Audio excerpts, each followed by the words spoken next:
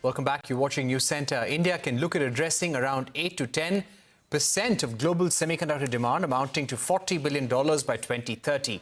According to a report by the India Electronics and Semiconductor Association, the global manufacturing supply chain is expected to nearly double to $420 billion by 2030. The report has also highlighted that while India's semiconductor journey is at a nascent stage, global majors, including Micron, have tied up with Indian companies to boost their presence in India and prop up India's semicon journey. India will also require approximately 1.5 million skilled workers and 5 million semi-skilled workers across the value chain by 2027 to achieve its semiconductor goals. The Indian government has also been pushing for semiconductor fab and OSAT investments by inviting established global firms and creating awareness pertaining to the importance of semiconductor supply chains. To take this forward, we are now joined by Ashok Chandak, President of the Indian Electronics and Semiconductor Association. Mr. Chandak, let me begin by asking you, you've said that India can address nearly 8 to 10% of the global demand and it can become a $40 billion industry by 2030. But what's going to take for India to reach there? Thank you very much. So we released this semiconductor manufacturing supply chain report at the hands of Honorable Chief Minister of Gujarat and CEO ISM and Joint Secretary of MIT.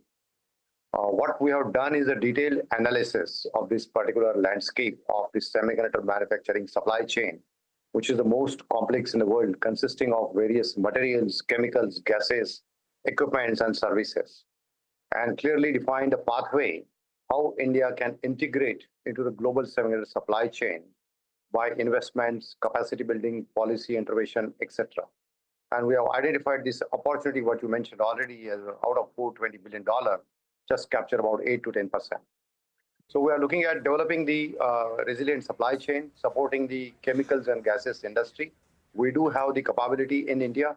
While that does not meet the desired standards, it does not meet the desired accuracy and purity, but there is a capability that exists and it could be done.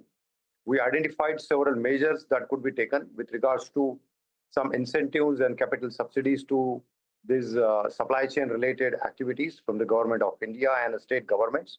Also, we identified the measures by which the global companies could also join hand with the Indian counterparts and develop that particular sector into a much more resilient and desired requirement stage.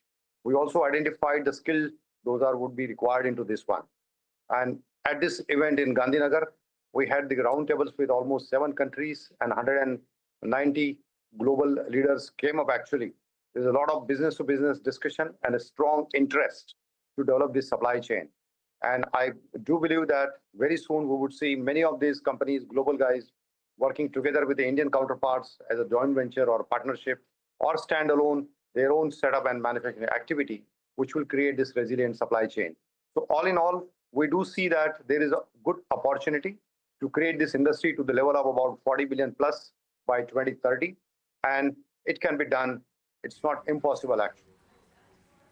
Okay. Mr. Chandak, I would also like to ask you, India is also discussing the next phase of policy support and interventions for the semiconductor industry. What would be your ask if India has to grow, if India has to be a relevant player in the global semiconductor supply chain? What needs to be done in terms of monetary investments and also in terms of non-fiscal interventions? What we see is the India Semiconductor Mission, which was established already, and 76,000 crore was allocated. Bulk of that money was already allocated for the 5 plants, those were approved. And we are awaiting now the government from the central government, particularly, the next phase of incentives over there, which is expected to happen. I know that even Honorable Union Minister, Mr. Vaishnav, did mention in a couple of his interviews, they are working on the policy to extend that. And it's clearly understood by the central government that the semiconductor manufacturing is a long haul process. It cannot be built with 1 or 2 fabs or OSATs. It cannot be built over a period of 1 to 5 years of time frame. It needs longer time. And government clearly understands this. We are very hopeful and very confident that the next phase of further support would come in. But in addition to that, what is required is also the industry. And that is where we see a strong interest from several Indian conglomerates as well as the corporates to get into this sector, not only the fabs and OSAT, but also the supply chain related activities. So it's the industry which is also coming forward. It's the government which is also showing interest. And in addition, I'm saying central government. And in addition, several state governments have come out with their own policies on semiconductors, be it Gujarat, obviously, which takes the lead. Plus, there is Madhya Pradesh, Odisha, Karnataka. So these all entities put together and a global interest to have that resilient supply chain and some of the disruption which are happening worldwide. That is where it is leading to this industry getting into this next phase of acceleration. All right, we've completely run out of time, but thank you very much, Mr. Chandak, for joining us on the latest report by the Indian Electronics and Semiconductor Association and what government needs to do in order to support the industry going forward. With that, it's a wrap on this edition of News Center. More news and updates continue right here.